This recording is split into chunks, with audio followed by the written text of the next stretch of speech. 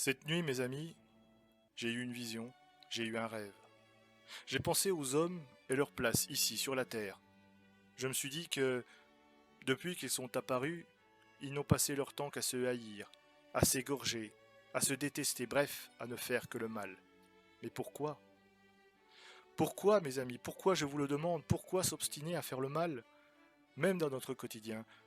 Pourquoi nous préférons faire éclater notre colère le plus souvent et préférons les poings aux paroles, aux mots? Pourquoi ne cherchons-nous pas à régler les querelles par le verbe ou le dialogue? Quel est cet instinct primaire qui pousse l'homme à agir ainsi?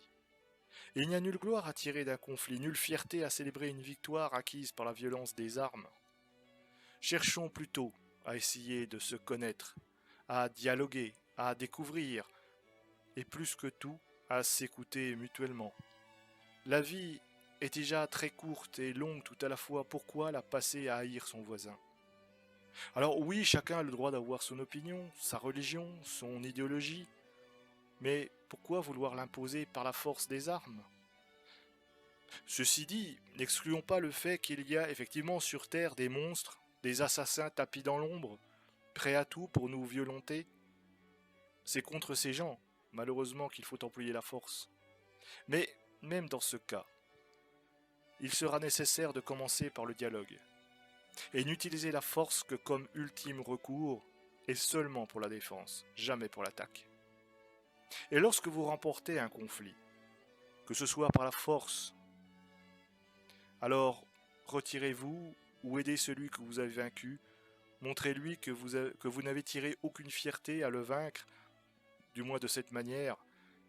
Mais avant d'en arriver là, ouvrez votre cœur et votre esprit d'abord. Commencez par lire surtout. Lisez tout ce qui tombe sous votre main, en gardant un œil objectif. Conservez un esprit neutre et dégagé. N'intervenez jamais sans savoir. Et comme disait un sage de l'ancien temps, celui qui parle ne sait pas, celui qui sait ne parle pas.